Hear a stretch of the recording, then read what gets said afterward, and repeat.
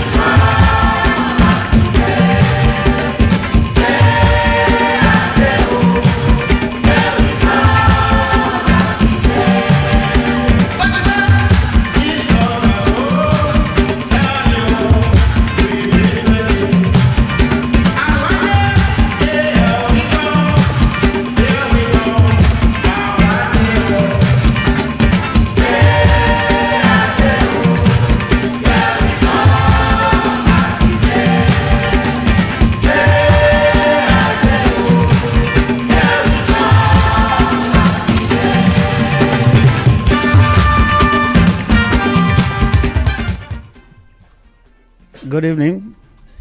You are welcome to ARIYA, the good old days. The same program you normally aired over the radio on Yoruba. My name is Dr. Titus Ali. You are welcome. Today, as you must have been quite familiar with the promo we have been relaying on the radio, we are meant to celebrate that special man in the literary world, our own Professor Oluwole Akinwande Babatunde Soyinka. And I am glad to inform you that we have veterans in the house today that actually will give us details about the man, Professor Wole Soyinka, who he is, what he has been to, and the areas with which he has touched so far. Once again, you are welcome to ARIYA, the good old days on ALMOND 94.3 FM Ibadan. You are welcome once again.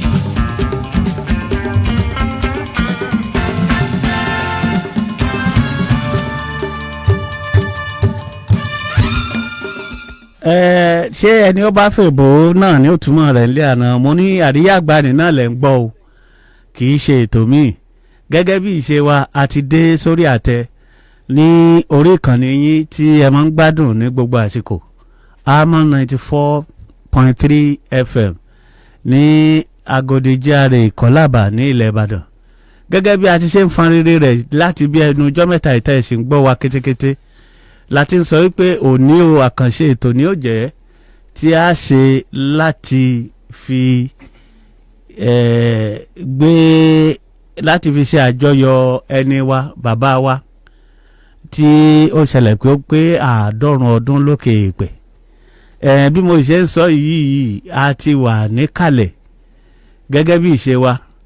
Mo sì láyọ̀ láti sọ fún yín pé àlejò méjì gbàǹkó ló wà níkàlẹ̀ tí ó ṣẹlẹ̀ wípé ẹ mọ̀ gbọ́ atótónu látẹnu wọn wípé àníta lẹni tá à ń sọ nípa rẹ̀ yìí ọ̀jìmì tí à ń sọ nípa rẹ̀ báyìí ló ṣe jẹ́ kítẹ̀ ló dé tá à ń pariwo rẹ̀ káàkiri tí ẹ ṣe jẹ́ ipa wo ló ti kó ta ló mọ̀ ṣùgbọ́n ọ̀rọ̀ kì í dùn ní irú ẹnu irú àwa yìí ṣùgbọ́n nígbà tí ẹ bá rí àwọn bàbá wa níkàlẹ̀ tí a bá ń gbọ́rọ̀ lẹ́nu wọn tí a sì ń fi ẹ̀rí tì nídìí ẹ mọ̀ wípé kékeré kọ́ ni tá à ń wí ṣùgbọ́n ju gbogbo ẹ̀ lọ mo fi ń dá yín lójú wípé àwọn èèyàn wa tó wà níkàlẹ̀ tẹ́ mọ̀ gbọ́rọ̀ lẹ́nu wọn àwọn ni wọ́n ṣàkàwé rẹ̀ ní àkàrà wòǹpà tó ṣẹlẹ̀ wípé àwọn ni wọ́n kájú ẹ̀kọ́ ní gìrì tó ṣẹlẹ̀ kódà a rí ìkan nínú àwọn àgbàalẹ̀ yìí tí wọ́n wà níkàlẹ̀ tó ṣẹlẹ̀ pé àwọn àti Wọlé Ṣóyínká wọ́n ti jọ jẹ iyán kan gbá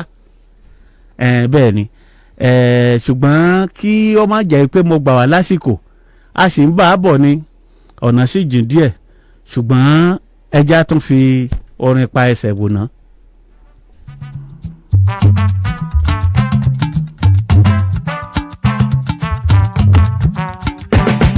Akàwé kámọ̀wé òun gbà ní lọ́wọ́ ìyá ìwé kíkọ́ òun tọ́ ní sọ́nà ọ̀pọ̀ ní tèmi o kí n múra sí ẹ̀kọ́ mi. Lọ́jọ́ ọ̀la ilé tó yí kó bí ìbò mi.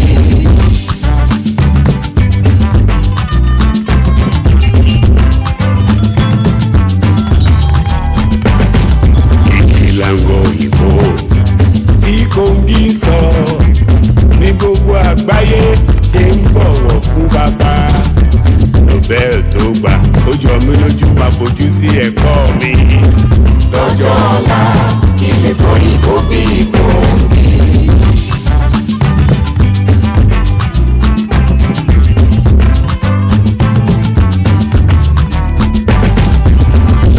Èdè òyìnbó ni wọ́n fi ń kọ́ gbogbo iṣẹ́ gidi. Mo fẹ́ gbìyànjú kí n lè ṣòyìnbó gidi. Ẹ̀yin arúgbó mi ká bàbá rẹ̀ kọ́ òyìnbó lórí pé lọ́jọ́ ọ̀la ilé tó yí kó bí ìbò mi. That's one of the tributes from Pa Jimmy Solanke, though it's late, that he did for his role model. His role model is the one we are celebrating today, Professor Wole Soyinka. I'm making use of this opportunity to welcome you, sir, our able analysts and guests on this program. Baba, I welcome you, sir. Thank you. Dr. Kolade Musuro. Thank you. You are welcome, sir. Thank you very much. We appreciate your presence. Thank you. You will be the one to attend to the question that I will fire. Just let us know who actually is Professor Wole Soyinka. Well, Professor Wole Soyinka Yes, is sir. a 90-year-old man. Yes. God bless you. And I stress that because he has featured in the affairs of this country for close to 90 years. God. But the significant aspect of Professor Wole Soyinka Yes, sir. is his brilliance and his courage, both merged together, and his moral compass, which has always guided him. Good. He's an exceptional man, a very creative man, and a great thinker. A great thinker. Yes. Wow. And then he's also a jolly man. So it's not just purely scholarly. So he's a jolly man. Not only that he lives a Spartan life, but also a jolly man. He's a jolly man. Wow. Yeah, so Wow. A fun man to be with. A knowledgeable man to be with. Wonderful. Okay, and one to look up to. I'm told as well that he is a good family man as well. Yes, indeed. He will. You will have to agree, given the stress of the life that he has led. Wow. He's done his best as a family man. Thanks so much, Baba. Thanks so much, sir. Mama go lẹ́nu kongi maya kàwé lọ́sàn lóru lọ́jọ́ ọ̀la ilé kòyìnbó bí kongi.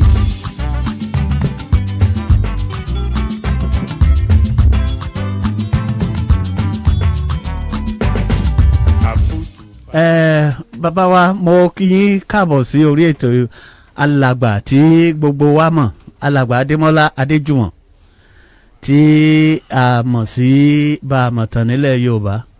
Mo ń kí yín, wọ́n ń gbóhùn yín nílé o, wọ́n fẹ́ kí yín o, kán mọ̀ pé yín ni o bàbá. Bàbá wọ́n ń kí yín nílé o. Ẹ ṣé mo dúpẹ́. Yes sir. Kí n tẹ́ máa fi àsìkò yìí kí bàbá wa dókítà Kọ́ládé Músòrò. Good. Tí wọ́n jẹ́ aláṣẹ àti olùdarí iléeṣẹ́ booksellers tó wà ní Magazine Road ní Jericho nílẹ̀ Ìbàdàn, káàbọ̀ sí àárín wa. Kódà tí ẹ mọ̀ pé wọ́n lè darapọ̀ mọ́ wa lórí ètò yìí lónìí, ẹ jẹ́ ká dúpẹ́ lọ́dọ̀ Ọlọ́run ká sì kí bàbá pé wọ́n ṣe é. Ẹ ṣe é pọ̀ bàbá. Bàbá àwọn ọmọ kéékèèké. That's very lovely. Wọ́n ṣe é. That's lovely. Bàbá àgbà túnbọ̀ dalẹ̀ o. Àmín. Àjíǹde ara máa jẹ́ o. Àmín. Àjíǹde ara máa jẹ́. Àmín. Ẹ ṣeun. Tẹ́ bá dẹ̀ ti délé kẹ́ bá kí gbogbo ilé. Ẹ ṣe àdúpẹ́ sá. Torí pé bàbá wà níbi ètò ẹ̀kọ́kọ́ kà mí láyà. Àdúpẹ́ lọ́dọ̀ Ọlọ́run, àdúpẹ́. Ẹ bá a mọ̀ tán, wọ́n ní kí a béèrè lọ́wọ́ yín wípé bàbá Soyinka a mọ̀ wọ́n sí eléèbó ńlá, eléèbó bẹ̀rẹ̀kẹ̀tẹ̀ tí ọpọlọ wọn sì pé púpọ̀. Ẹ jẹ́ ká mọ̀ báwo ni àti dìde wọn wípé kàtẹ́ mọ́léèwé wo gan wọn lọ. Ẹ ṣe àdúpẹ́. Ẹ ṣe bàbá. I think I should say this in passing that Professor Wole Soyinka has become a global citizen and a world historic individual. Based on his track record. Lovely. As a social critic. Fine. Anti-corruption crusader. And those who he belongs to a class of people that are dramatically opposed to ultra-conservative and backward-looking political forces on the prowl on the Nigerian political terrain, indeed in all other developing nations.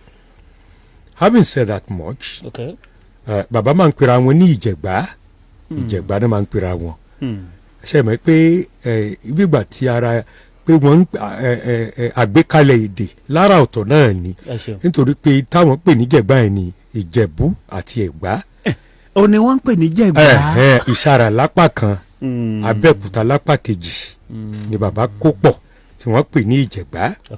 Àkọsílẹ̀ fi wá pé a bí wọn ní ọjọ́ 13 oṣù keje lọ́dún 1934. Ọdún 1934.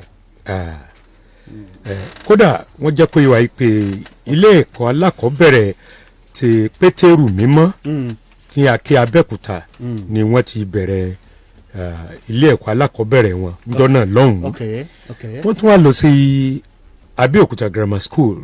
Ṣùgbọ́n wọn wá pẹ́ pọ̀ níbi eléyìí tí wọ́n fi wá sílẹ̀ Ìbàdàn níbi tí wọ́n ti darapọ̀ máwọn akẹgbẹ́ wọn ní Government College nílẹ̀ Ìbàdàn. Government College ilẹ̀ Ìbàdàn ni bàbá lọ. Bẹ́ẹ̀ ni wọ́n sì jẹ́ kó yé wa tó bẹ́ẹ̀ gẹ́ débi pé wọ́n ṣe dáadáa tó yẹ pé wọ́n kà wọ́n yẹ láti ní ìtẹ̀síwájú lórí ẹ̀kọ́ wọn sílé ẹ̀kọ́ gíga fásitì tilẹ̀ Ìbàdàn níjọ́ náà lọ́hùn-ún.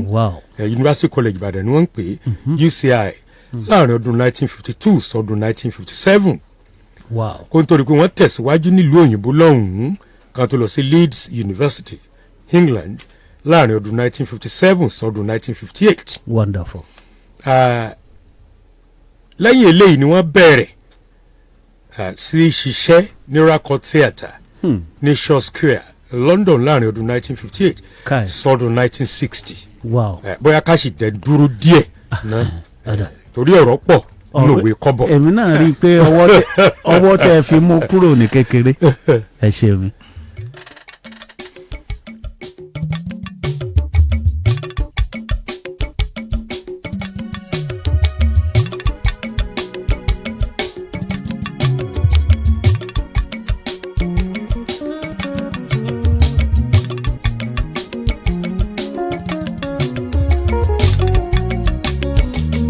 àdàbà kò fóúnjẹ sẹ́nu òrófó oníkálukú ló ń wo oúnjẹ sọ fún ara wọn.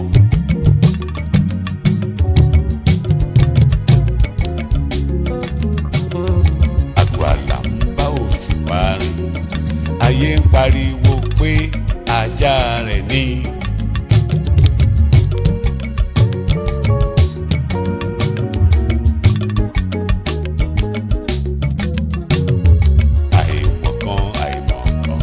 ní mú kété ilé pé ológbò níjà.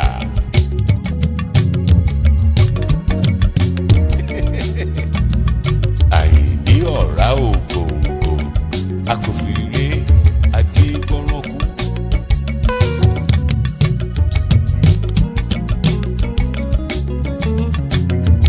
àìtí ìkú òṣùkà àdúgbò ló fi ń rí ibi ṣe ní lọ́wọ́lọ́wọ́.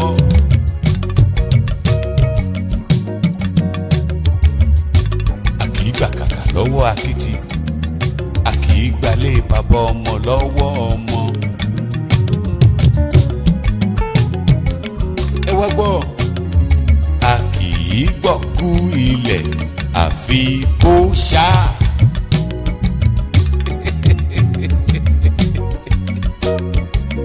àlọ́ ń ta ń àbọ̀ tàná rẹ̀.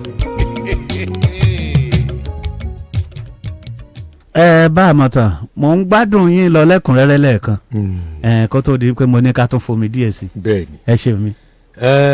Lẹ́yìn léyìí ni wọ́n bẹ̀rẹ̀ iṣẹ́ díẹ̀díẹ̀. Ok. Wọ́n padà wá sí Nàìjíríà láàrin ọdún 1960. Ok. Wọ́n dẹ̀ wá bẹ̀rẹ̀ iṣẹ́ gẹ́gẹ́ bí olùkọ́ni ní ilé ẹ̀kọ́ gíga fásitì tilẹ̀ Ìbàdàn lọ́dún 1962. Láàrin ọdún 1962-65 wọ́n ti di senior lecturer olùkọ́ àgbà ní jẹ́ bẹ́ẹ̀. Láàrin 1962. bẹ́ẹ̀ ni ṣe é rí i pé kò pẹ́ kẹ́ ẹ lè bá àmọ́rú ọlọ́pọlọ pípé tí Ọlọ́run fi jíǹkí bàbá tá à ń sọ yìí. Kàṣà. ìgbà tí ó fi dọdún 1970 wọ́n ti di olùdarí àgbà pátápátá fún School of Drama University of Ibadan yìí kan náà. Kàṣà. bẹ́ẹ̀ ni ṣùgbọ́n ńgbà tó tún yá láàrin kan wọ́n tún lọ sí ilé ẹ̀kọ́ gíga fásitì ti Ilé Ifẹ̀ tá à ń pè ní Ọbáfẹ́mi Awólọ́wọ̀ ní ìsìn. in fact wọ́n bẹ̀rẹ̀ iṣẹ́ ń bẹ̀ gẹ́gẹ́ bí professor theatre arts dramatic literature ni wọ́n ń pè é jọ́nà lọ́hùn-ún. lẹ́yìn eléyìí wọ́n tún darapọ̀ mọ́ ilé ẹ̀kọ́ gíga fásitì ti Legon ní Ghana láàrin ọdún 1975. Wonderful. Wonderful. nígbà tó dọdún 1976 wọ́n jẹ́ akọ̀wé àgbà fún àjọ ọ̀ṣọ̀kan àwọn òǹkọ̀wé nílẹ̀ Áfíríkà lápapọ̀. Wonderful. ṣe é rí i pé ó lágbára. ó kọjá wẹ́rẹ́wẹ́rẹ́. àwọn nìkan kọ́ ló òǹkọ̀wé o nílẹ̀ Áfíríkà o kí wọ́n tó fìyàn ṣàkọ̀wé gbogbogbò. tọ̀ mo fẹ́ kẹ́ ẹ máa kíyèsí. ẹ ṣeun. lẹ́yìn eléyìí wọ́n tó wá jẹ́ olùkọ́ni àgbà ọ̀jọ̀gbọ́n nínú iṣẹ́ tí wọ́n yàn láàyò yìí ní University of Cambridge ní England. Cambridge wà lára universities tá a máa ń pè ní Ivy League universities. bẹ́ẹ̀ni. Oxford, Cambridge etc. àwọn kan tẹ gbàgbọ́ pé bẹ́ẹ̀ ni ìwé kíkà parí sí. lọ́ba tán. tá a bá sì pè yẹn lákìrun dandan ni ká bá lórí awọ. ó di dandan. lẹ́yìn eléyìí wọ́n lọ sí University of Sheffield lọ́dún 1984 gbogbo bí wọ́n ṣe ń ṣe léyìí náà gbogbo ohun tí ń ṣẹlẹ̀ nílùú abínibí wọn lórílẹ̀‐èdè nàìjíríà wọ́n wàá sọ pé wọn ò fi rírí ṣaláìrí wọ́n fi dídá sí ṣaláìdásí wọ́n ń rí wọ́n ń sọ wọ́n sì ń dá sí i. ẹ ṣeun bàbá. ẹ rí i pé nígbà tó bí ètò bá ṣe ń tẹ̀síwájú a sọ̀rọ̀ nípa pé bí bàbá ṣe darapọ̀ mọ́lé iṣẹ́ kan tí ó wá diṣu àtàyànyàn tí wọ́n lọ́rọ̀ lóòtú ìjọba ń jọ́ náà lọ́hùn pé wọ́n gbé kúrò ńbẹ̀ wọ́n fi tì wọ́n bẹ̀ tó fi di pé adájọ́ wa bàbá wa honourable justice káyọ̀dé ẹ̀ṣọ́ wọ́n fi kúkú ṣe odidi ìwé àpilẹ̀kọ ni wọ́n fi ṣe. mo ń bọ̀ bàbá. the mystery gunman. a gbọ́ wọn ní wọn lónìí. à ń bọ̀.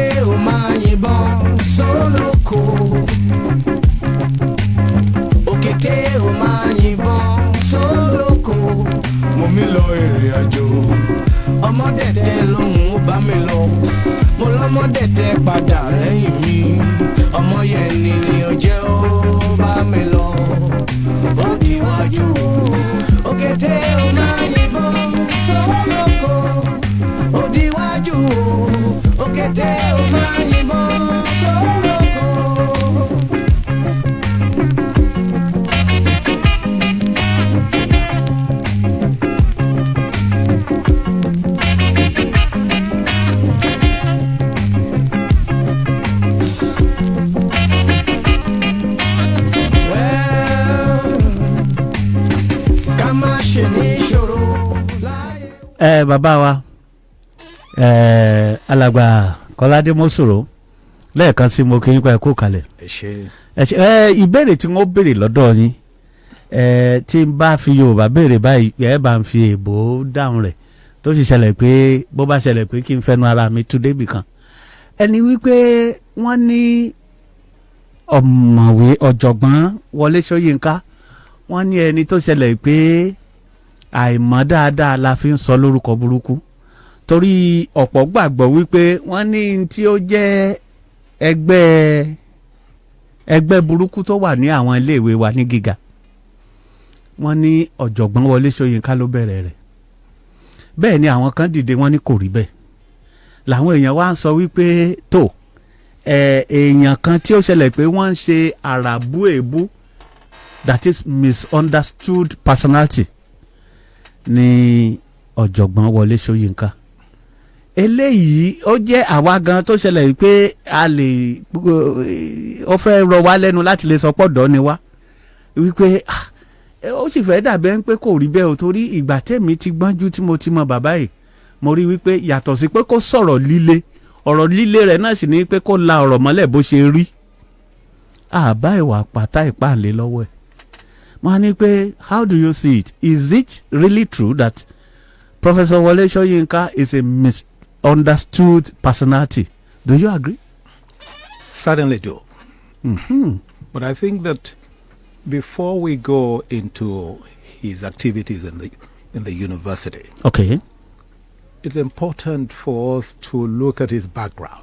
And that will give us a clear idea of what defined him.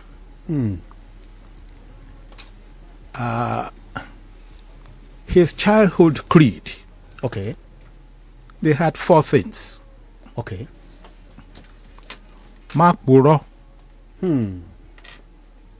Má jalè. Má purọ́, má jalè. Má gba rìbá. Má gba rìbá. Má ṣojo. Má purọ́, don't tell lies. Má jalè, don't steal. Má gba rìbá, don't engage in corruption or bribery, any form of bribery. Má ṣojo, be brave. Now, when you examine this creed, then you should be able to understand the man that he turned out to be. And so when you talk about organizations that are of bad behavior, you suddenly can point a finger to the fact that he is of bad behavior. Wonderful. When they were in the university, Okay, sir. University College Ibadan, like all students, given their age, given their exuberance, in their own case, they were against the conventions. There were times that they had to wear dinner suits to dinner. Dinner suit to dinner. Yes. And they opposed it. So, they went ahead and bought outfits. I mean, their complaint was simply that the dressing was not suited for our weather. Honestly, and which is a fact. And so they kicked against it. So the club that they formed was to kick against convention, to kick against tribalism. And if you looked at the ethos of the club that they formed in those days, Okay, sir. okay, they're the same things that you will pass on to your children. Okay. And that was the way it was when it was formed. Wonderful.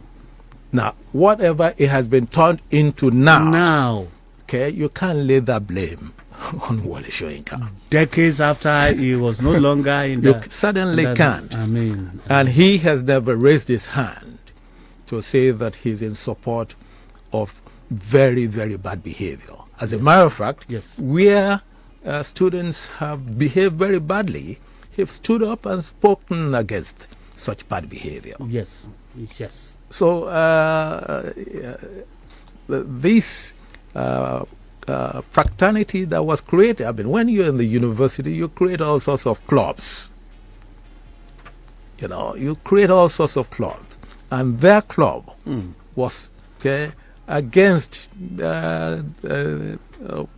European conventions largely. Yes.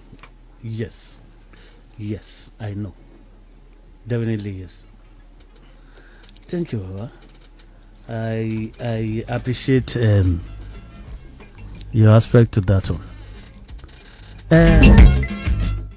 Baba wa, mo fẹ́ kí ẹ bá mi wo ohun tí ó jẹ́ ìṣẹ̀ṣẹ̀ bẹ̀rẹ̀ dìde bàbá Wole Soyinka ní nǹkan bíi 50 ọdún sẹ́yìn tàbí kò tẹ̀ jù bẹ́ẹ̀ lọ 60 ọdún sẹ́yìn tí wọ́n ó dàbẹ́ pé wọ́n ní torí ẹnìkan ló pè mí ó ní kẹrí ẹni bàbá tá à ń pọ́nlé oníṣàmọ̀ pé pàtà ni pé ìpàtà àdúgbò ìpàtà àlù ni kò lè rí bẹ́ẹ̀ ẹ jẹ́ ẹni sùúrù ìgbà tí ẹ wá ń sọ̀rọ̀ kan létí mi ẹ tún ti yan fẹ́rẹ́ gan láìpẹ́ yìí mo ní báwo ló ṣe jẹ́ wọ́n ní nígbà tí wọ́n ń ṣe òṣèlú ní bíi 60 ọdún sẹ́yìn wọ́n ní ohun tí à ń pè ní kù ní ìsìn wọ́n ní bàbá Wole Soyinka wọn ló dá kù tiẹ̀ ṣe ń gbà kan ṣé irọ́ ni àbó òótọ́ sà.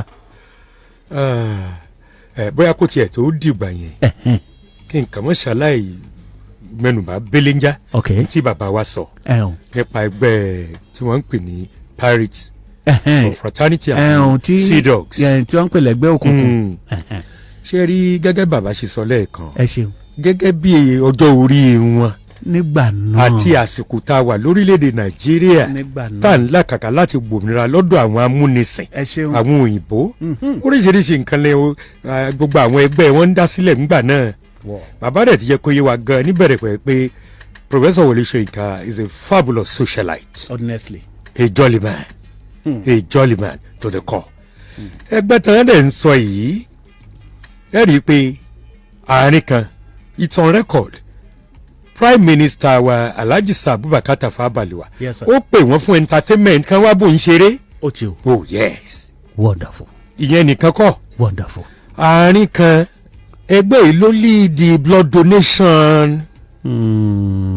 olórí àwọn ìgbà tá à ń sọ yìí bí ìlú ṣe rí àwọn òyìn kì í fẹ́ fẹ̀jẹ̀ lẹ̀ wípé ṣe hàn pé blood bank ti wà báyìí Bẹ́ẹ̀ni. ìgbà náà kò sí ti ń jẹ́ bẹ́ẹ̀ kò sí tí. wọ́n lẹ́yìn tí ẹ má gbẹ̀jẹ̀ lára rẹ̀ ó kú kìnnì kan ó ṣe orò ó gbé lọ àwọn ni wọ́n fi ìgboyà lead the crusade láti donate blood láàrin àwọn àti members wọn ni wọ́n ṣe ń pe bàbá yìí ní olórí àwọn afẹ̀jẹ̀lẹ̀ ìyẹn ló bí Captain Blood tí wọ́n ń pè wọ́n nínú ẹgbẹ́. olóbí Captain Blood. bó ṣe rí nìyẹn bó ṣe rí nìyẹn blood donation ni ńgbà tó ṣèlú ìdàrúdàpọ̀ jàgídíjà kan sì ṣẹlẹ̀ lẹ́kùn ìwọ̀ oòrùn ńjọ́ kìíní àná ẹ ṣeun. lè tà ń sọ lẹ́ẹ̀kan pé rédíò kan àlèdàkọ̀ ìtorí tìjọba ní rédíò Nàìjíríà Ìbàdàn October 15 1965 October 15 1965 1965. tí wọ́n lọ sí station yẹn àbá tí lè sọ nínú ìjókòó yìí lónìí torí pé wọ́n ṣe ẹjọ́ yìí fún ọjọ́ pípẹ́ ilé ẹjọ́ dá bàbá lẹ́bi adájọ́ tó tiẹ̀ dáńjọ́ náà lọ́run Honourable Justice Káyọ̀dé Ẹ̀ṣọ́ òun gan ni wọ́n fi ṣe àpilẹ̀kọ òwe kan tí wọ́n pè ní the mystery gunman. the mystery gunman. gbogbo àwọn bí wọ́n ṣe ṣègbẹ́jọ́ yẹn ńjọ́ náà lọ́hùn tí wọ́n sì fi dá wọn láre wípé àwọn kọ́ o. ṣùgbọ́n wá dúpẹ́ lọ́dọ̀ Ọlọ́run pọ́lọ́ ń dẹ̀mí bàbá Wọlé Ṣóyínká sí. bẹ́ẹ̀ni títí dòní. ẹ̀mí gígùn ní sàn yẹn. bẹ́ẹ̀ nínú ọ̀sẹ̀ tó kọjá yìí náà ni wọ́n jẹ́ ká mọ̀ pé àwọn ni o. Ọlọ́run ọba o. àwọn ni o àwọn ni ṣùgbọ́n ẹkún lọ́ba kun wà ẹ má gbàgbé bílù ṣe rí ńjọ́ náà lọ́hùn bíjọba ṣe rí àtàràlú ẹgbẹ́ ọ́bùgà ń bẹ ẹgbẹ́ dẹmọ wọn ń bẹ ẹgbẹ́ nkọrin kan fún yín àwọn aráàlú wọn ọ̀nà tí orin dáadáa wọn nígbà ohùn àwọn ọ́bùgà tí ń jagun gbọ́ ohùn àwọn ọ́bùgà tí ń jagun wọ́n ń jagun tìbọn wọ́n ń jagun tọ́bẹ́ ọ̀bùgà òbùjò dẹ̀mọ́ lójú ọ̀bùgà òbùjò dẹ̀mọ́ lójú. gbogbo orú nǹkan yìí ń jọ náà lọ pé sáwà á máa wòran ní ẹ̀wọ̀dún tó wáá gbà wọn ìjọba àsìn láti sọ pé tó o bá rí nǹkan kan o sọ nǹkan kan mọ̀ sọ nìkan ṣe nǹkan if you see something say something do something. òórí nǹkan ọ̀sọ́ ó sì ṣe kò jù báyìí lọ kò jù bẹ́ẹ̀ lọ ẹ má jẹun gbà yín lásìkò púpọ̀ pé tó bá tún ṣe ń tẹ̀síwájú ìtọ́ba tún yẹ ká mẹ́nu bà àmọ̀ sọ.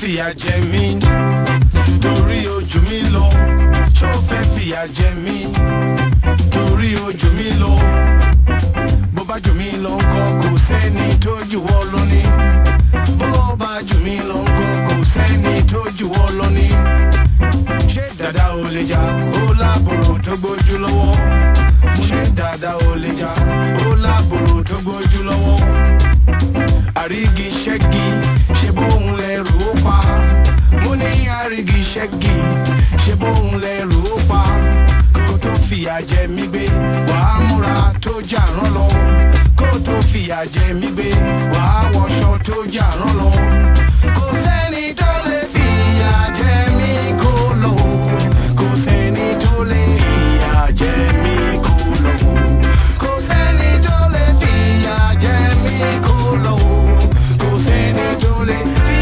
jẹ mí kó lọ.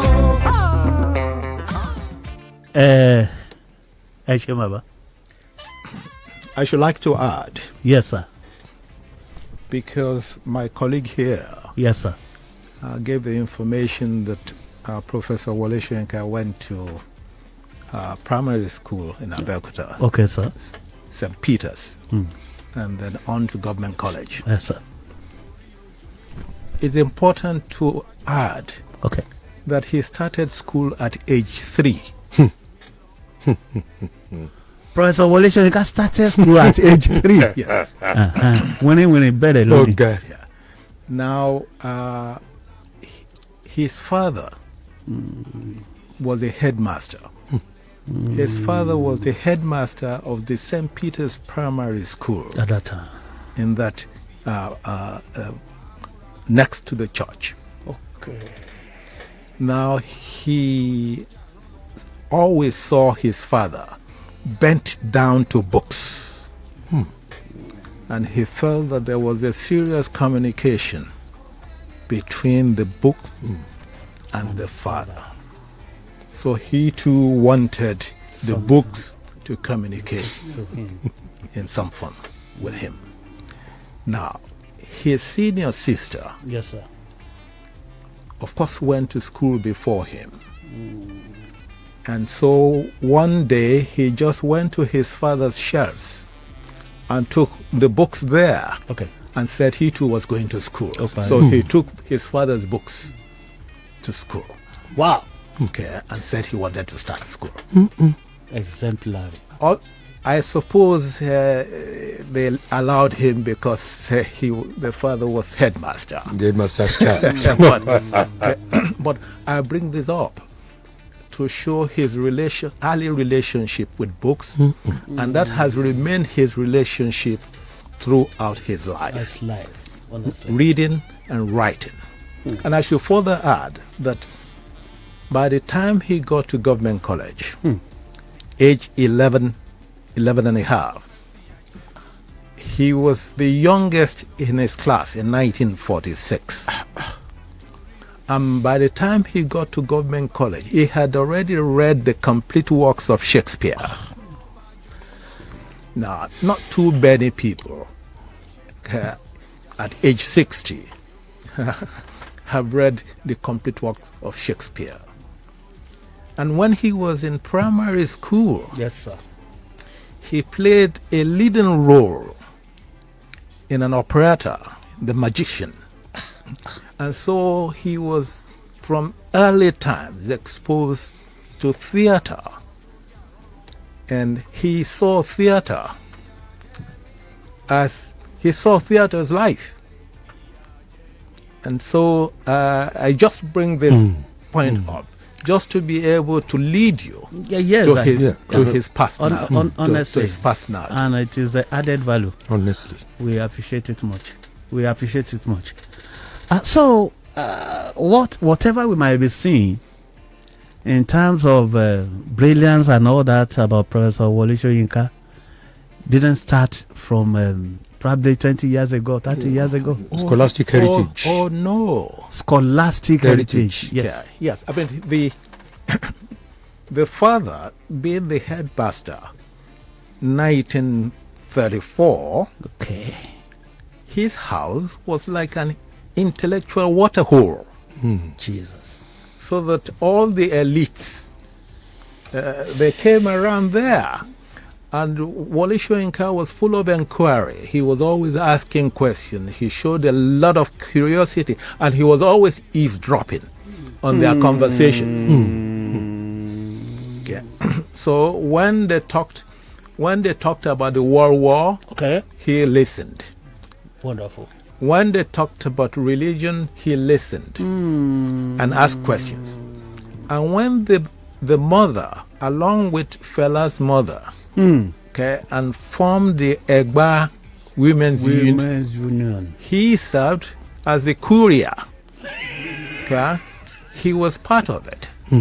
He was part of it. He saw them raise their voice, stood firmly in their position, okay, and drove the Oba out of town. Honestly. Okay, and so this kind of activism, okay, at that early age, okay, was already imbued in him. So I just give this as a background. So all that he is doing today, Yes, sir. okay, has been on since since early age. Okay, and remember, okay, the creed that I just gave you. Okay, okay, and the last part of it is Mashojo. Mashojo. Fearlessness. Makuro. Majali. Fear not. Yeah, Magbari. Magbariba. And so show me from those 4 points. Yes, sir. where he has veered. None. Till today. Till today, none, sir. So that's him. All that he has added to it Yes, sir. is scholarship. Honestly. When you see his body of works, you will give credit to the fact that this man has spent his life, it's been a scholarly and industrious life. Wonderful. So when you see the body of work, there's an exhibition going on now that's depicting his life from birth to 90. I'm told that the man has written as many as about 54. Exactly. At the last counting. At the Outside last of public lectures, Honestly. seminars and conferences, at home and abroad. So when you have a man produce that corpus of work, you can imagine that his days and nights are spent thinking and writing. Thinking and writing. So, and that's Wole Soyinka.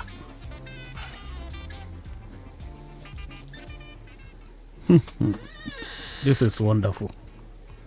We are coming.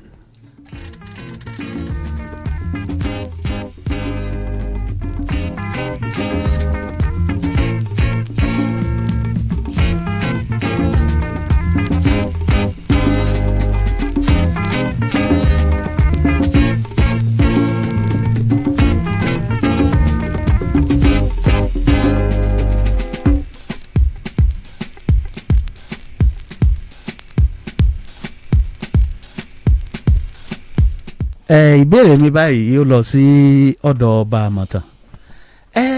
Mo gbọ́ wo dàbí pé wọ́n ní bàbá yìí tí à ń sọ̀rọ̀ nípa rẹ̀ ọ̀jọ̀gbọ́n Wole Soyinka pé kò fi taratara jìnnà sí òṣèlú náà lọ títí. Èmi ò gbúrò wọn nídìí òṣèlú o, ṣùgbọ́n ǹjẹ́ a rí àkọọ́lẹ̀ tó tàn mọ́lẹ̀ sí eléyìí pé bàbá Wole Soyinka pé bóyá gbóhùn wọn nídìí òṣèlú. Ṣe rí kò síbi tó ṣèlú ò sí. Kò síbi tó ṣèlú ò sí. Ọ wà nù yàrá ẹgbẹ́ tí lọ́kọ tó níyàwó ṣòṣè. Káàsà. Ṣùgbọ́n láti lọ síbi ìbéèrè yín. Okay. Òótọ́ àwọn èèyàn ròyìn pé bóyá kí wọ́n darapọ̀ mẹ́gbẹ́ tí bàbá wa olóyè Ọbáfẹ́mi Awólọ́wọ̀ dálẹ̀ ńgbà náà sọ pé bàbá Awólọ́wọ̀ Action Group at a point, at another time UPN, Unity Party of Nigeria. Ṣùgbọ́n àwọn ò darapọ̀ mẹ́gbẹ́ yẹn bó tilẹ̀ jẹ́ pé mi wọn gangan inú mùdùmùdù ara wọn àtẹ̀jẹ́ wọn ọ̀dọ̀ bàbá ló wà. Ṣùgbọ́n ẹgbẹ́ òkè ọ̀yà kan tí wọ́n ń pè ní PRP, People's Redemption Party, ẹgbẹ́ Malam Aminu Kano ìní wọn darapọ̀ mọ́. Ńgbà tí wọ́n sì rí pé Malam Aminu Kano fúnra ẹ̀ àwọn ọ̀rọ̀ kan ṣe bí ọ̀rọ̀ ńgbà tí wọ́n expel àwọn gómìnà méjì ní PRP níjọ́ náà lọ́hùn ní Second Republic, Balarabe Musa àti kí lórúkọ àbátọ Abubakar Rimi ni wọ́n wá láwọn yọ ìyẹn ló fọ́ọ̀nì sí mi jù mí ìgbọ́rí àwọn náà kọ́kọ́ lo èdè yẹn. Professor Wole Soyinka wọ́n láwọn yọra àwọn kúrò nú ẹgbẹ́ self-suspended member of the PRP. Èmi ò mọ̀ pé ìyá tó máa yọra ẹ̀ wọ́n láwọn suspend ara wọn látún ti fẹ̀hónú hàn pé ẹ̀yin aṣáájú ẹgbẹ́ ẹ̀yin tá a tún rò pé bọ́yá torí pé ẹgbẹ́ ìwọ̀n pè ní ẹgbẹ́ ìràpadà mẹ̀kúnnù ni wọ́n pè é People's Redemption Party PRP. Ìyẹn lọ bẹ́ẹ̀ nínú ètò òṣèlú ẹlẹ́ẹ̀kejì àgbékalẹ̀ Second Republic. Ṣé ẹ mọ̀ pé gómìnà ìpínlẹ̀ Ọ̀yọ́ ọjọ́ náà lọ́hùn tọ́jẹ́ Pọ̀ṣún ńbẹ̀ tó ti kúrò ńbẹ̀ ní ìsìn olóyè Bọ́lá Ìgè ọ̀rẹ́ dáadáa ni wọ́n tímọ́tímọ́ ní pàápàá. Mo gbọ́ bẹ́ẹ̀.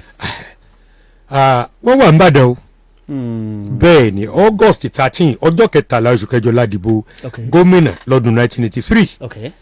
Àṣẹ̀wá àṣẹ̀ǹbọ̀ ẹ̀ wọ́n ní olóyè Bọ́lá Ìgè wọlé ṣùgbọ́n Professor Wole Soyinka wọ́n ṣe takuntakun wọ́n ṣe gudugudu méje yàyà mẹ́ẹ̀ẹ́dọ́gbọ̀n wọ́n àwòrán inú ẹ̀ ni wọ́n ti gbé rẹ́kọ́ọ̀dù kan jáde Ethical Revocating mo ń bọ̀ bó ṣe ń bọ̀ lórí record. mo ń gbọ́. àwọn àti ẹnìkan tó jẹ́ ọmọ ẹgbẹ́ òṣèlú alátakò ńgbà náà tóun náà sì jẹ́ gbajúmọ̀ olóṣèlú ńlẹ̀ Ìbàdàn Alhaji Busari Adélakùn wọ́n pàdé ara wọn ní ibì kan tí wọ́n ń pè ní Lálùpọ̀n. ó ti o. bẹ́ẹ̀ ni ilẹ̀ Alhaji Busari Adélakùn sọ fún wọn pé wá ibi yẹn ìsọdọ̀ yín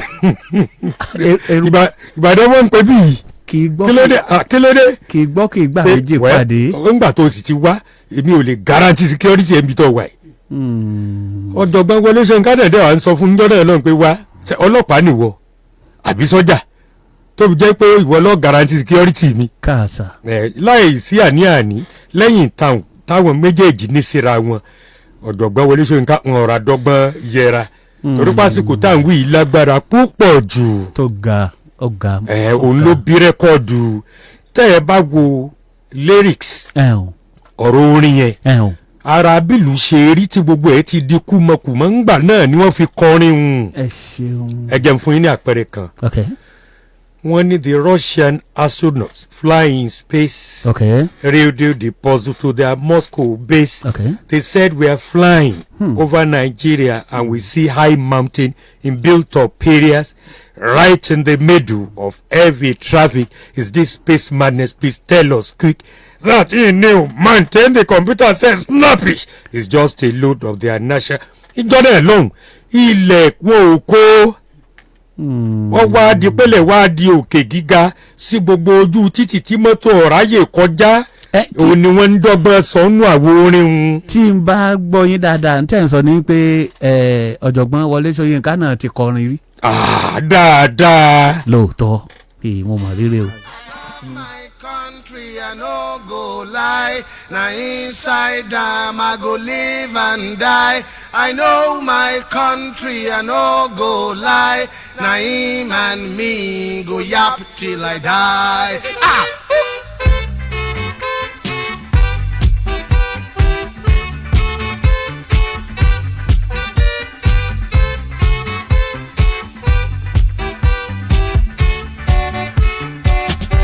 I won't begin with history. That war we fight in recent memory. Where music way come from barrel of gun was we must keep the nation one. Me, I think I get cancer for me. I dey see double. That's the reason why. 'Cause when I look, na true I see. Make I explain, I think you go giddy. I love my country, I no go lie. Now inside am I go live and die. When he turn me so, I twist and so. He push me, I push him, I no go.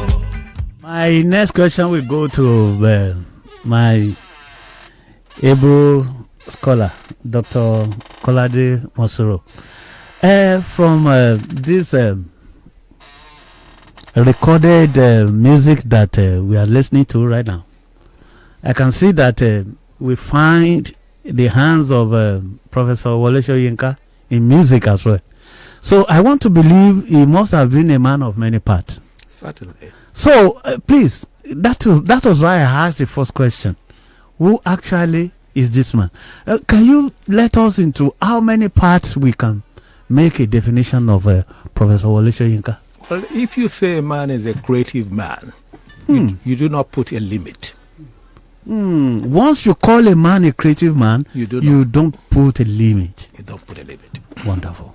Now, as to music, I think he drew this from his mother. And from early on, yes, sir, he was a member of the choir. And then later on too, he could play the guitar. And I told some people that Wole Soyinka used to play in the UK at the BBC studio. And I explained to them that the BBC studio in the 60s, yes, sir, is equivalent to having CNN, Al Jazeera, Sky, all put together. Wonderful. And they could feature Wole Soyinka and Shularu. Oh my God. And so he's used music just as he has used his drama to get his message across. They had something that was called the Guerrilla Theater Unit.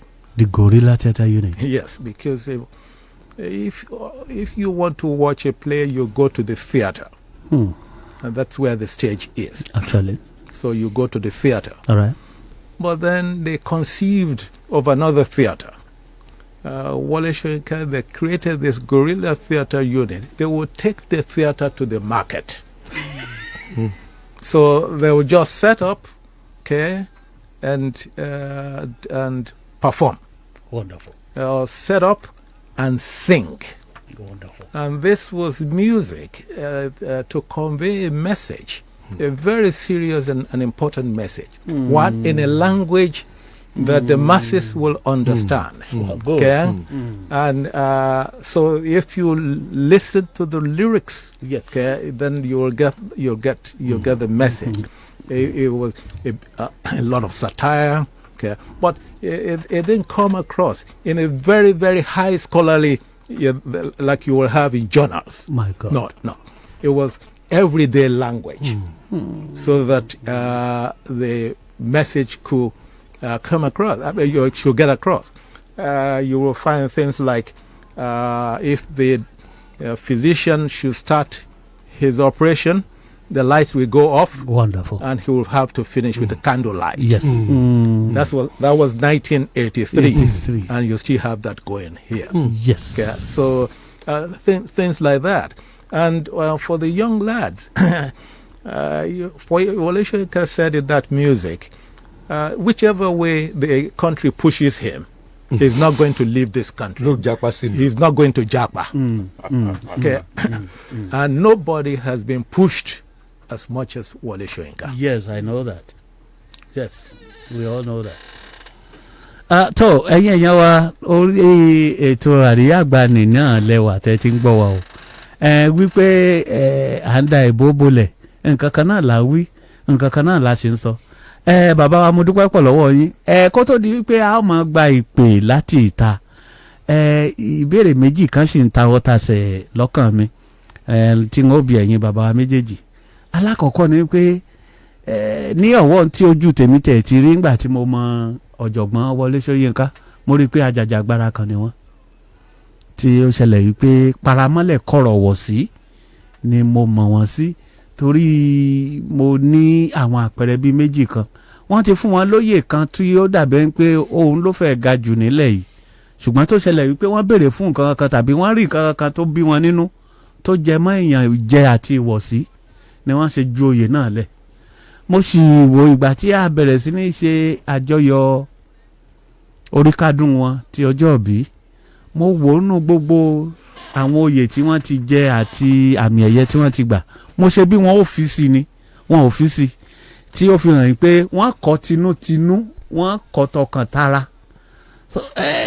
Ìyá fẹ́ wù mí kó ṣẹlẹ̀ wípé kí á tàn mọ́lẹ̀ sí, ṣùgbọ́n tí Ọlọ́run bá ti ṣe tó bá ti di wípé aago 6:00 tó bá ti kọjá bí ìṣẹ́jú 5, a jẹ́ pé a pè àwọn aráalé pé kí wọ́n dá sí kó tó di wípé a kó àsíá wa wọlé fún ti àríyá àgbàanì tòní. Ṣùgbọ́n ju gbogbo ẹ̀ lọ, mo fẹ́ fi ìdí rẹ̀ múlẹ̀ wípé bàbá wa tá à ń sọ̀rọ̀ yìí kẹ́tẹ́ lè bá a mọ̀ wípé ìhà ọ̀dọ́ wa nílẹ̀ Yorùbá ń bí ló ti wá, ení èjì, kí ẹ lè mọ̀ wí dájú wípé àwọn iṣẹ́ takuntakun tí wọ́n ṣe.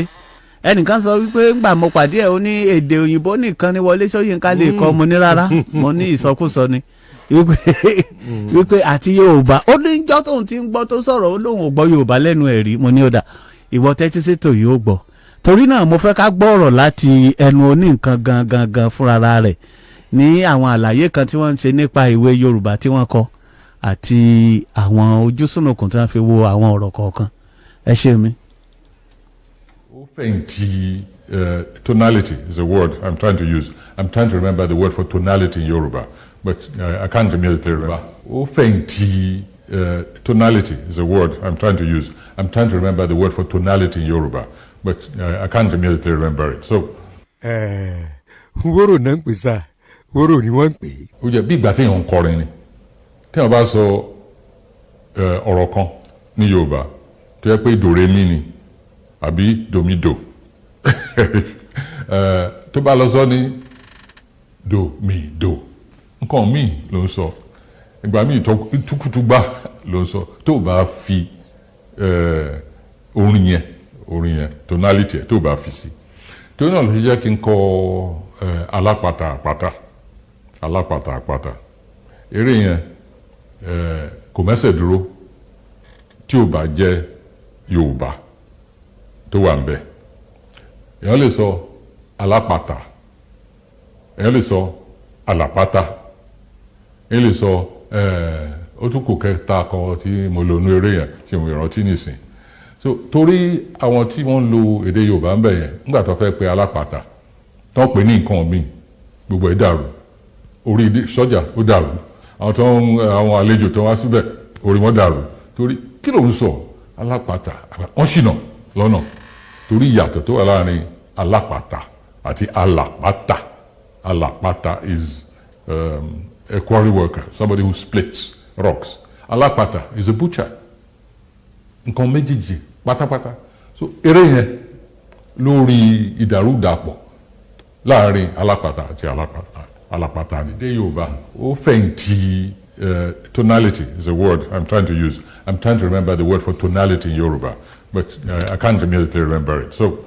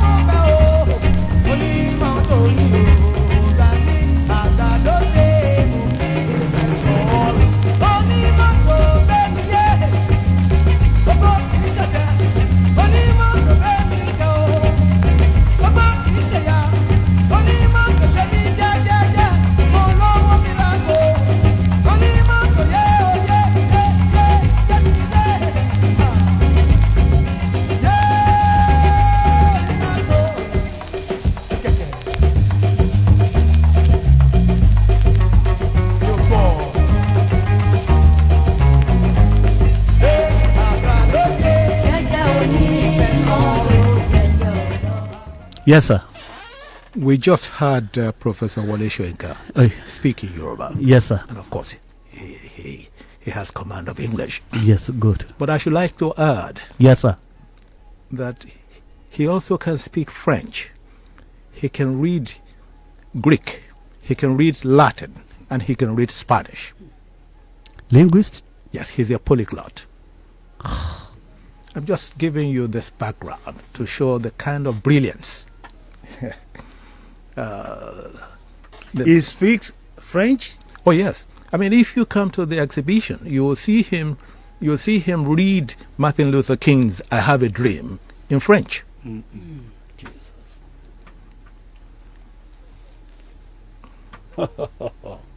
This is wonderful. This is wonderful. Then bàbá wa Adémọ́lá Adéjùwọ̀n, ìbéèrè mi ò lọ síbi wípé wọ́n ní ajìjàgbara ni ọ̀jọ̀gbọ́n Wọlé Ṣóyínká. Ẹ dákun ẹ bá wa fìdí ẹ̀ múlẹ̀ bẹ́ẹ̀ ni àbí bẹ́ẹ̀ kọ́. Ìyẹn ò rújú. Torí wọ́n lásọdùn ni. Láti bẹ̀rẹ̀ ọjọ́ ayé wọn ajìjàgbara ni. Ṣùgbọ́n ẹ béèrè kan ṣáájú lẹ́ẹ̀kan. Àwọn kan ń bẹ tí wọ́n jọ ṣiṣẹ́ ìgbà náà tí ó sì yẹ ká rántí wọn lónìí. Ẹ ṣé. Bí wọ́n bá tiẹ̀ sí lórí èpẹ̀ mọ́. Nígbà gómìnà Second Republic tí mò ń sọ yìí. Professor Ayọ̀délé Awójọbí. Bẹ́ẹ̀ni. Professor Akínmábò Ògùnjẹ́. Ẹ̀kọ́ ìgbàlódé. Àwọn mẹ́tẹ̀ẹ̀ta jọ wá ní tí wọ́n ṣèpàdé oníròyìn ńlẹ̀ Ìbàdàn. Tí wọ́n sì lọ sórí tẹlifíṣàn tìpínlẹ̀ Ọ̀yọ́ ńjọ́ náà lọ́hùn-ún. Ẹ ṣeun. Tí wọ́n bẹnu àtẹ́lù gbogbo mọ̀nàmọ́ná tá à ń sọ yìí. Lórí àwọ̀ àgbàmẹ̀yẹ wàyí ẹ̀wẹ̀. Wọlé Ṣóyínká ò kì í ṣe local champion. Ọlọ́run ò jẹ́. Lẹ́yìn Nobel tí a wá ń pariwo yìí bó ṣe gbóná tó oyè tí wọ́n tún tu ìfikún káàkiri orílẹ̀-èdè ayé ò ló ń ka mo sì ń kà lọ́dọ̀ mi bí ó sì lé lógún. Yes, lẹ́yìn Nobel Agi Prize for Literature 1986 after Nobel ni. Okay. Benson Medal Right Society of Literature 1990 ni ẹ. Yes. Academy of Achievement Golden Plate Award 2009. Jesus. And Eastfield Wolf Book Award 2012 ni ẹ. European Theatre Prize 2017. International Humanist Award 2014. Èyí tán ṣe ní last week yìí Academy of Kingdom of Morocco. Okay. Yes. Wọ́n ṣe fún wọn yẹn ni. Èyí tí àwọn tí wọ́n sì tẹ̀lé wọn ní Nàìjíríà Dr. Newton Jibuno. Okay. Dr. Wale Okediran. Okay. Ọládìpọ̀ Àkànbí. Okay. Ó ní alága àwọn òǹkọ̀wé lórílẹ̀‐èdè Nàìjíríà lápapọ̀. Ọ̀gá wa jọ̀hún Yẹmí Ọláọ̀fẹ́ táwọn náà fìgbà kan wà rédíò Nàìjíríà rí náà ti di aṣòfin ní ìsìn. Ẹ̀bílà Ugoma Chinwe Odili.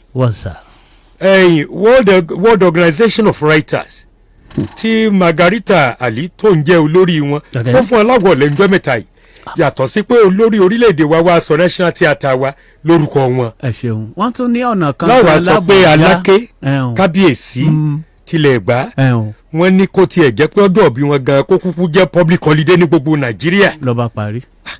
Abáni a máa kà awọ́ọ̀dù ló ń kà àwọn eléyìí awọ́ọ̀dù lọ́dọ̀ wọn kó apá àyà wọn kó apá òdì wọn kò sí ẹgbẹ́ ọ̀tún wọn kò sósì ni gbogbo ara wọn kìkì awọ́ọ̀dù ni. So ẹnìkan máa halẹ̀ pé ẹjọ́ bá a bá pè yẹn lákìrúnṣẹ́ dandan ni ká bá lórí awọ tí wọ́n yàtọ̀ sí ti gbà tó ẹ̀yọ̀ o. Paramọ́lẹ̀ kọ̀rọ̀ wọ̀ sí. Lórí ọ̀rọ̀ àjìjàgbara wọ́n ti wà tipẹ́ nù olómi tí wọ́n fi tẹ̀ wọ́n bọmi. Wọ́n wà baptized pẹ̀lú waters of protest ni àti activism. Ẹ mọ̀ gbà yí pé 1971 ńgbà tí wọ́n pa Kúnlé Adépéjú ọlọ́pàá wọ́n àdákẹ́. Mo rántí. Wọ́n ti ẹni tó jẹ́ ọ̀gá àgbà ní ilé ẹ̀kọ́ fásitì ti Ìbàdàn jọ́ náà lọ́hùn Adéoyè Lambo bàbá ọ̀rọ̀ ṣẹlẹ̀ láàrin wọn lórí ọ̀rọ̀ yìí kò wá síjọ́ tó ṣèlú ti bẹ̀rẹ̀ tí bàbá ń wòran lọ́ọ̀kan in fact láàrin kan wọ́n sọ̀rọ̀ sí bí àwọn ẹ̀ ṣe ń bẹ̀rù láti bá ìdí àgbọn sọ̀rọ̀ pé àkájúkọ kíní gàngà wọ́n sọ tiwọn nígbà tí Buhari sì dé wọn àdákẹ́ gbọ́dọ̀ wọn ni bàbá Goslow ti wáyé. Ẹ̀kọ́ ìgbàgbé o.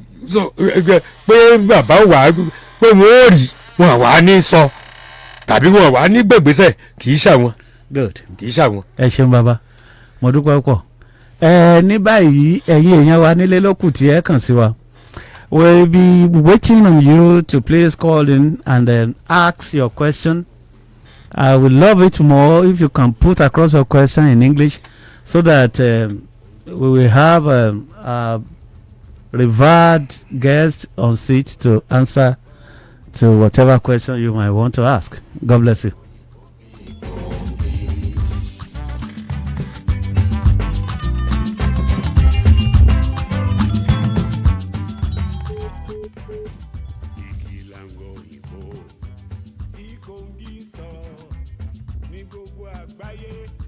bọ̀wọ̀ fún bàbá Nobel tó gbà ó jọ mí lójú máa fojú sí ẹ̀kọ́ mi lọ́jọ́ ọ̀la.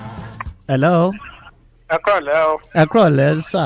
Wọ́n ń bẹ̀rẹ̀ ṣúdù ọ̀lálẹ́ ìbọn látàpátá. Ok. Mo kí bàbá wa bá a mọ̀ tán.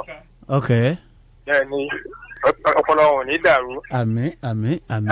Ibi tá a ti mọ̀ pé àlùjọ̀nú ọmọ ni Wọlé Soyinka. Ok. Tó sì jẹ́ àjàjàgbara lóòótọ́. Ẹ ṣeun.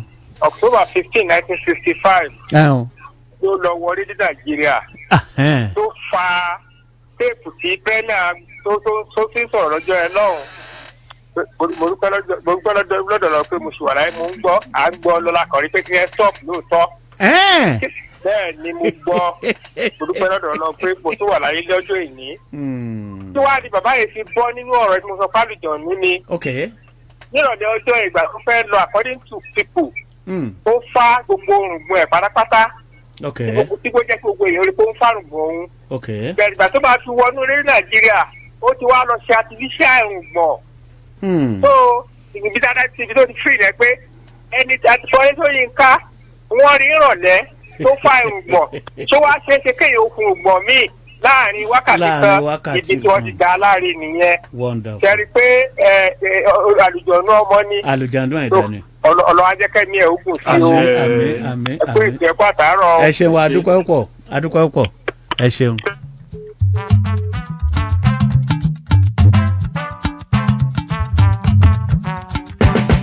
Kàkàwé kámọ̀wé òun gbà ní lọ́wọ́ ìyá. Ìwé kíkọ́ òun tọ́ ní sọ́nà ọ̀nà. Ní tèmi o kí n múra sí ẹ̀kọ́ mi. Lọ́jọ́ ọ̀la ilé kòyìnbó bí kòǹbí. Hello. Yeah, good evening. Good evening, sir. Yeah, I am Lawrence. Okay. Okay, Oga Lawrence from UNET2. Okay, you are welcome. Yes, sir. Yeah, well done for the program. Thanks so much. You're welcome. See, just like Bamoto and Dr. Kolade has said, Okay. Baba is really a philosopher king. Because during the Civil War, Okay. it was said that he planned an anti-war delegation. That he had to go to the Afghan side to speak to Ojukwu and Victor Banjo. Also, then Lieutenant Colonel Obasanjo. Okay. So, but though they saw it, the Nigerian side saw it him as a spy then. So that was why they gave him a 22-month imprisonment. So just like Dr. Kolade and Bamata said, they talked about his exceptional quality, like the scholarly, also the courage, the morals. So, but for me, it's the courage. It is the courage. Yeah, exactly. But I would like to ask a question. Because just like my teacher, Robert Green, would say that we are humans, that it is only the gods that are perfect. Like somebody like Baba Wole now, I had an interview of his daughter, Dr. Doshimu, that one weakness of Baba is that he does not know how to suffer fools gladly. So I would like to ask Dr. Kolade that what is the weakness that, even though it may be from perception, but I may say that, okay, Baba has as a person. Okay. So that's my question. That's lovely. Well put. Your question will be answered too. Yes, sir. Baba, I want to believe you heard him well. Yes, I did. So he was saying that what actually can be ascribed to be the weakness, no matter how little. Yeah, he is not a perfect man. Thank God. And I don't think anyone can cast a stone. But he can be lonely. And that's the nature of that's the nature of his trade. Okay. To be introspective and to moments that he can withdraw. And so and there are moments that he can also be out. Yeah. So and when you have a man that has done this much, okay, sir, oftentimes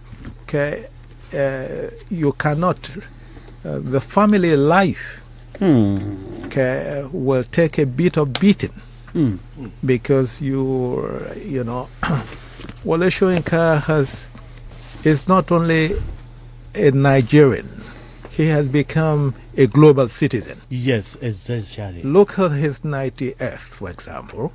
Just as we were celebrating in Nigeria, they were celebrating in the UK, in South Africa, Morocco, in the US, France. So, and a man can only be in one place at the same time. Honestly speaking. And so, when you have that, it creates a strain. But in spite of it, he has achieved wonders with his family. And he sometimes he will tell you, well, maybe I haven't been the best, but he has done his best. Wonderful. God bless you, sir. Ẹni bóyìnbó lórí iṣẹ́ gidi mo máa múra tán láti kọ́ èdè òyìnbó. Lọ́jọ́ ọ̀la ilé òyìnbó bí gbòógì.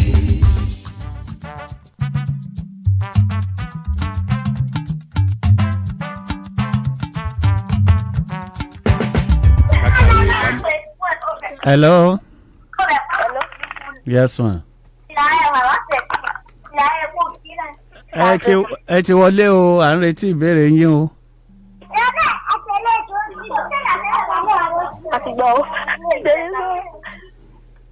Hello. Hello. Good evening. Good evening, sir. This is King Solomon calling from Ibadan. Okay, which part of Ibadan? Kole is all right. Kole in Ibadan, yes. Okay, your question, sir. Yes, I love your program.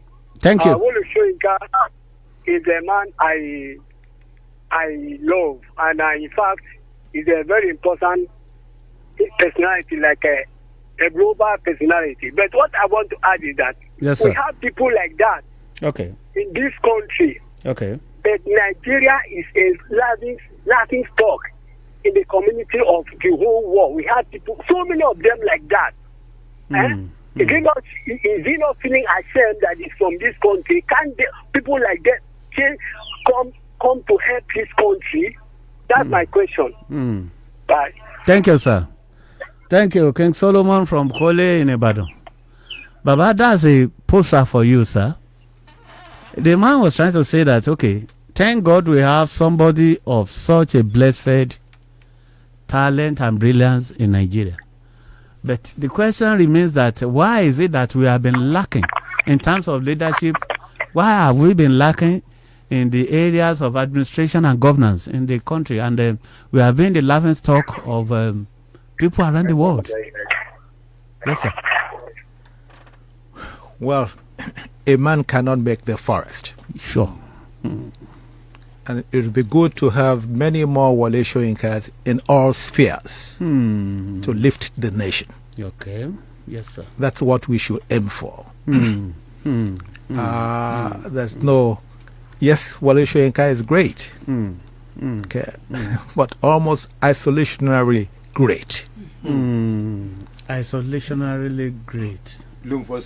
So we will need more men and women, yes, sir, in their own respective fields, yes, sir, to rise up and be as great or greater, yes, sir, than Wole Soyinka in their various disciplines. Thank you, Baba.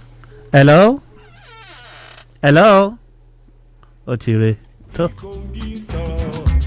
Ní gbogbo àgbáyé ṣe ń bọ̀wọ̀ fún bàbá. Nobel tó gbà ó jọ mí lójú máa fojú sí ẹ̀kọ́ mi.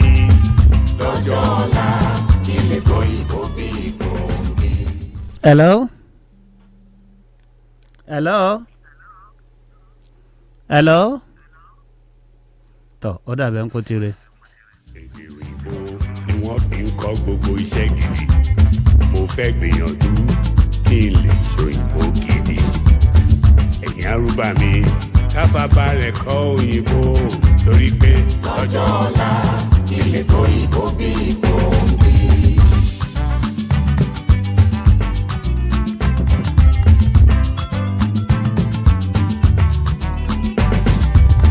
Inconceivable, incomprehensible, incriminating.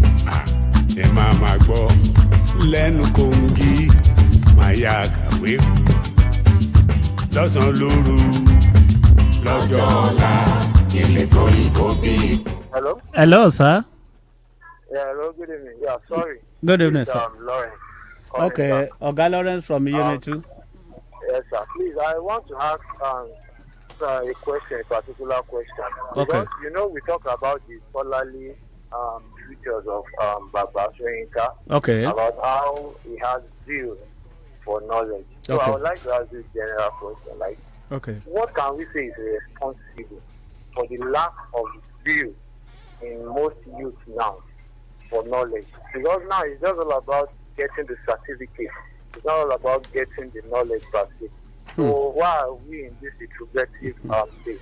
So that's what I would like to ask. What has happened to the world as a society or as a people? It's all right. That's a good question from you. That's lovely. The question is trying to put across is that why do we have a kind of low or poor interest in educational studies nowadays? Who goes for the question, sir?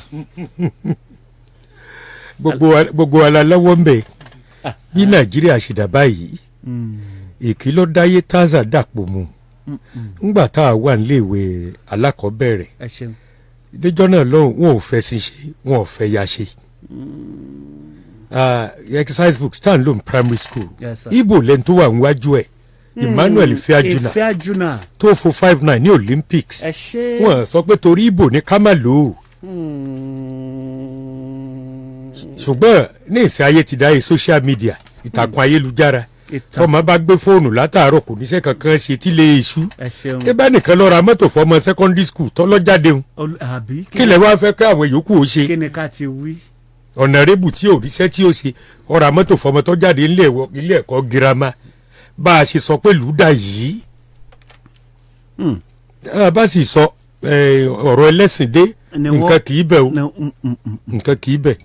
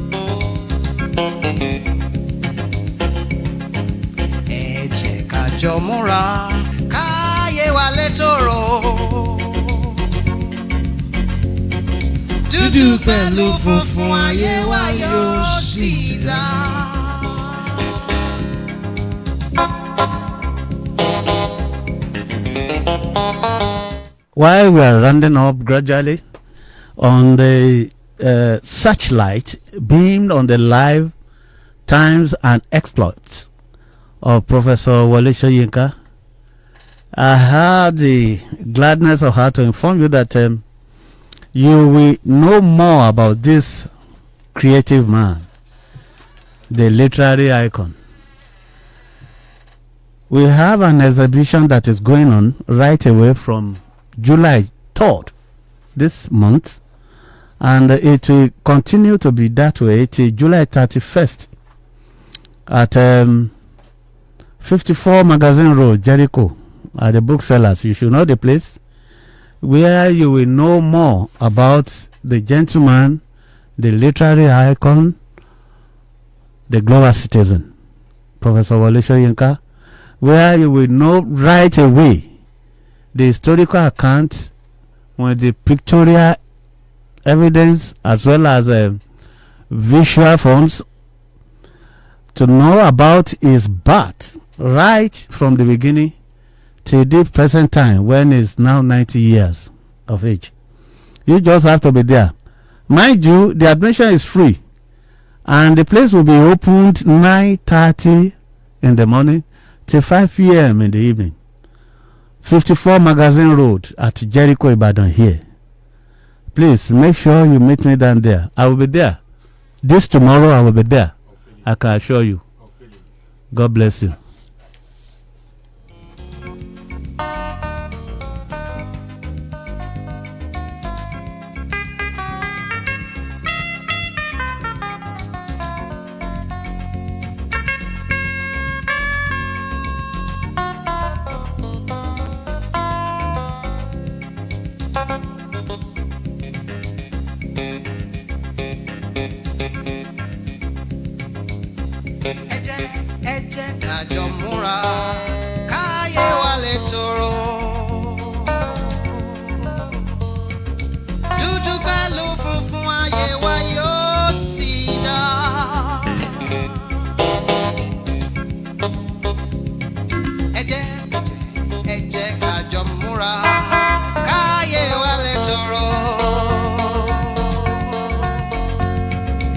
dúdú pẹ̀lú funfun ayé wa yóò sì dá.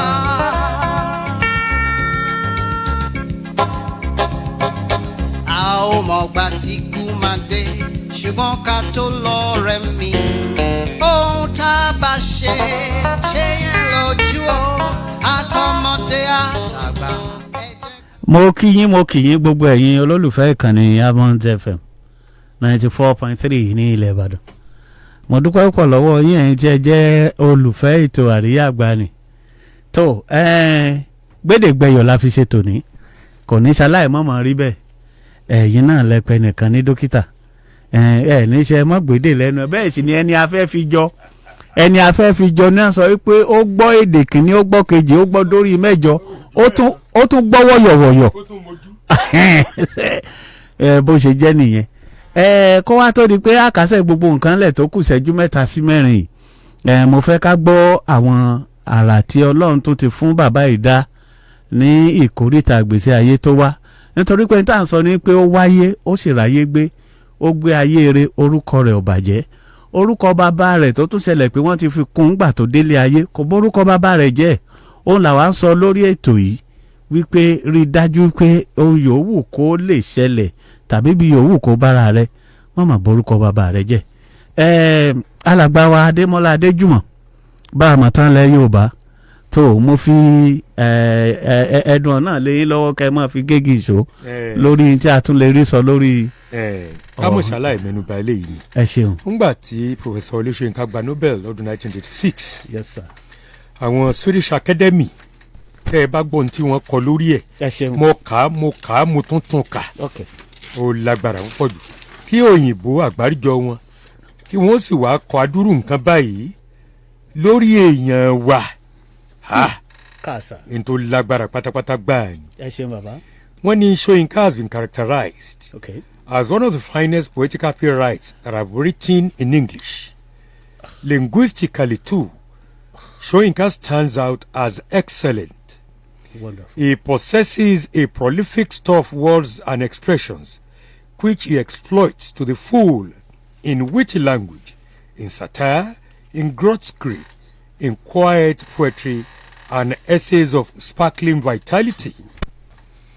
Wole Soyinka's writing is full of life and urgency. Okay. For all its complexity, yes. It is at the same time energetically coherent. End of quote. Swedish Academy, 1986. ẹ ṣeun bàbá. kẹ́wàá mú àgbáríjọ òyìnbó ọ̀kadúró eléyìí lórí adarí irun èèyàn dúdú bíi ti wá. tó adúpẹ́ lọ́dọ̀ Ọlọ́run. Ọlọ́run ṣeun. tó eléyìí ni a fi mọ tàtà pínṣẹ̀ tí n ó fi mọ dúpẹ́ lọ́wọ́ tó lórí tẹlẹmù wípé ẹ mọ̀mọ́ ṣeun mi o tí ẹ kú etí ìgbọ́ mi.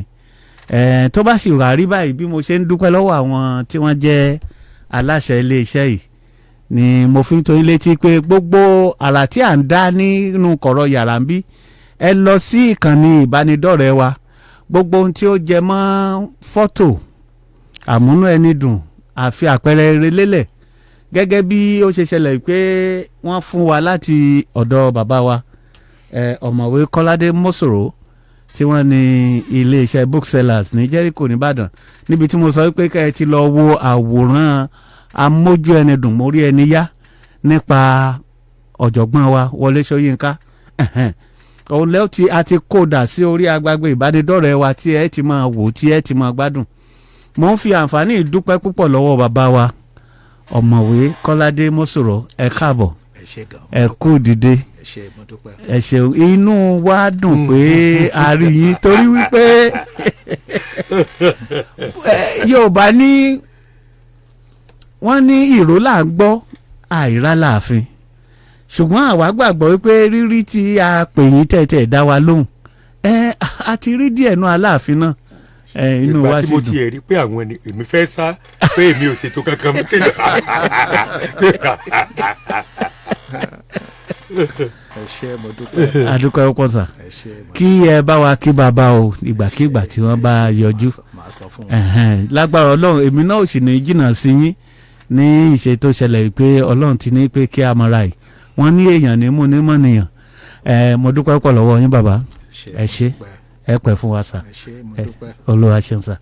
bákan náà ni n ò ní sọ pé ó jọ̀rẹ̀ kí n fojú egbò tẹ́lẹ̀ ọ̀rẹ́ mi ẹ̀gbọ́n mi aṣíwájú tó jẹ́ sí mi Adémọ́lá Adéjùmọ̀ bá a mọ̀ tán gbogbo ilẹ̀ Yorùbá mo kí yín pé ẹ mọ̀ sí ẹ kú dìde o. ẹ ṣe àdúpẹ́ lóòótọ́. mo dúpẹ́. èmi náà kí aláṣẹ àti àwọn olùdarí iléeṣẹ́ ALMOND 94.3 FM. Ọlọ́run ṣeun ẹ ṣe mo dúpẹ́ púpọ̀. tó mo dúpẹ́ lọ́wọ́ yín lẹ́ẹ̀kan sí ọpẹ́ olóore àdáàdá tán ni mo wá ń sọ fún yín pé ẹ ṣeun bẹ́ẹ̀ ṣe tẹ́tí lẹ́kọ̀ọ́ tí ẹ gbọ́ wa lónìí ẹ dákun ẹ má jẹ́ kó rẹ̀ yín kò ní sú yín tó bá tún dijọ́ mẹ́jọ lágbára lọ́hùn lórí ètò àríyá àgbàní ẹ tún jẹ́ kí a kàn síra wa ká lè gbádùn ara wa sí ẹ ṣeun yóò dáa fún wa.